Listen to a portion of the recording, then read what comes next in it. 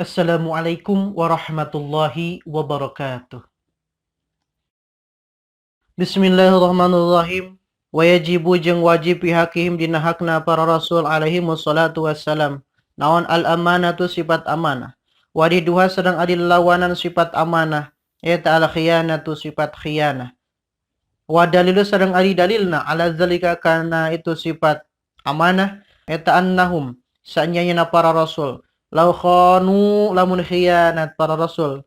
Bipilih muharramin ku ngadamel nu diharamkeun au makruhin atawa anu dimakruhkeun lakunna tangtu aya urang sadaya eta makmurina diparentah urang sadaya bimisli zalika ku bangsana eta muharramin au makruhin walayasio sedang henteu sah naon anu maro tanayan diparentah urang sadaya bi muharramin kanu haram au makruhin atawa anu makruh. Bismillahirrahmanirrahim wa yajibu fi haqqi rasuli alaihi wassalatu wassalam al-amanatu wa diduha al-khiyanah. Di antawis mu'taqadat nabawiyat nomor kedua perkara anu kudu ditekadkeun di para rasul. Nu wajib dina hakna para rasul kasipatan ku sifat amanah. Anu dimaksud di dieu wajib akli, wajib ceuk hukum akal. Dina hartos kaharti ku akal goriji para rasul kasipatan ku sifat amanah, teu kaharti ku akal goriji upama para rasul teu kasipatan ku sifat amanah. Pandangan hukum syara kana wajib akli amanah di para rasul. Nomor kahiji, hukum syara ngawajibkeun ka sakabeh jalma mukallaf kudu ngamakrifatkeun kana wajib amanah di para rasul. Kalawan resiko sah imana ku ngamakrifatkeunana jeung diganjar. Teu sah imana ku henteu ngamakrifatkeunana jeung disiksa di neraka. Nomor kedua, hukum syara marentahkeun ka sakur jalma anu mukallaf kudu kasipatan jeung migawe amanah. Dawuhan Allah dina Al-Qur'an surat As-Saff ayat 3. Kabura maqtan 'indallahi an taqulu ma la taf'alun.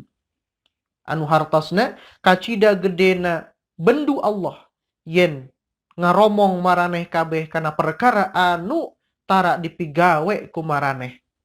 Nomor katilu, syara leuwih ti heula nuduhkeun jeung ngadalilan kana yen pasti wajib akli para rasul kasipatan ku sifat amanah.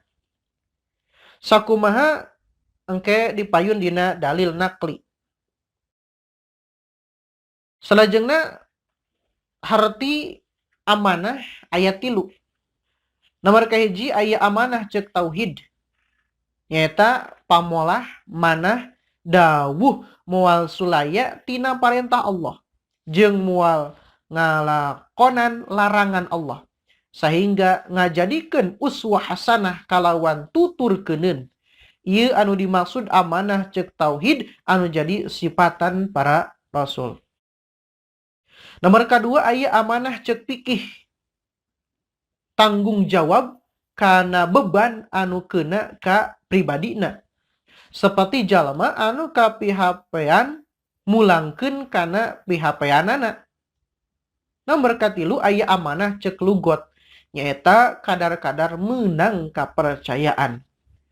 Salajengna anu dimaksud ku wadiduha. Jalma mukallaf wajib ngamakrifatkeun kana muhalna para rasul kasipatan ku lalawanan sifat amanah nyaeta khiyanah. Anu dimaksud ku khiyanah nyaeta manah polah jeung dawuh para rasul ngarumpak paharaman. Jadi ngalakukeun paharaman atawa pamakruhan. Atawa ngantunkeun anu diparentahkeun ku Allah. Anapun para rasul ngalakonan perkara mubah pikeun para rasul mah sanes mubah nanging wajib aridi. Margi nuju masihan picontoheun kana yen eta perkara teh mubah. Sedangkan ari nyontoan pikeun para rasul mah wajib. Nya kitu deui, benduna para rasul eta henteu haram. Margi benduna demi karidhoan Allah.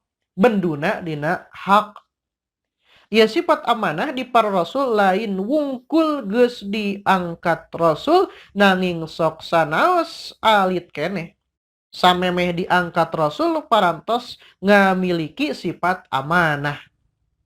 Malihan parantos dikawal ku irhas, kejadian luar biasa anu terjadi di calon nabi atau rasul. Wawasan khawarikul adat, jadi tos dipasian khawarikul adat nyata irhas. Kitu diantawis keterangan dina ieu sarah kitab Tijan. Ari ngaranna khianah cek fikih saperti di mana-mana di PHP-an teu dipulangkeun.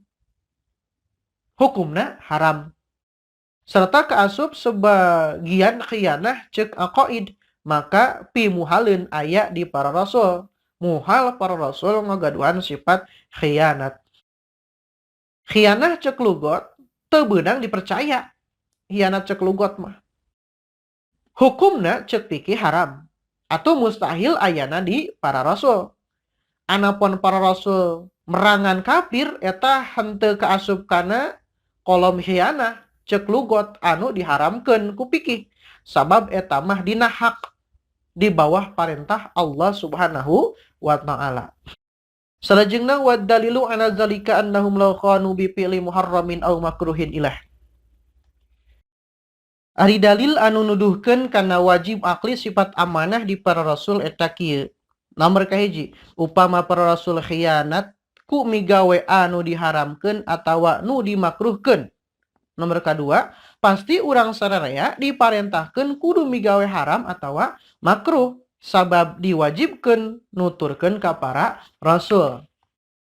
Nomor katilu, sedangkan muasah urang sararea diparentah kudu migawe haram atawa makruh sabab Allah parantos nyaurkeun dina Al-Qur'an surat Al-A'raf ayat 28.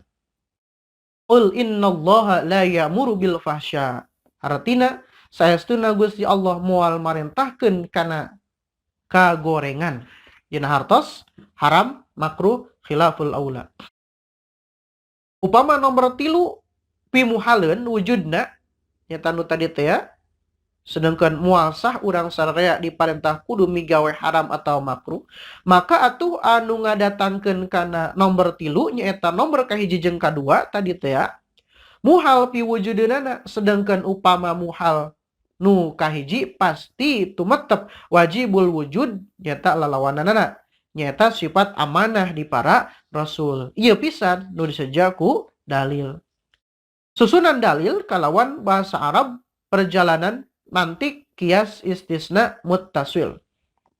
Lau khanu bifi'li muharramin aw makruhin, ieu disebutna muqaddam. Lakunna ma'murina bimisli zalik, ieu at-tali.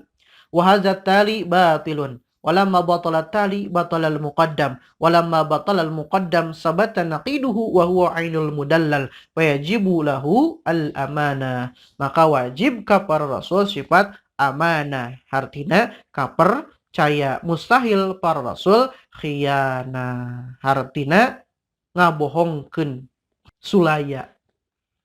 Wajibu fi haqqi Rasul alaihi wassalatu wassalam tabligu ma umiru bitablighihi lil khalqi wallahu a'lam. Subhanakallahumma wa bihamdika asyhadu an la ilaha illa anta astaghfiruka wa atubu ilaik. Assalamualaikum warahmatullahi wabarakatuh.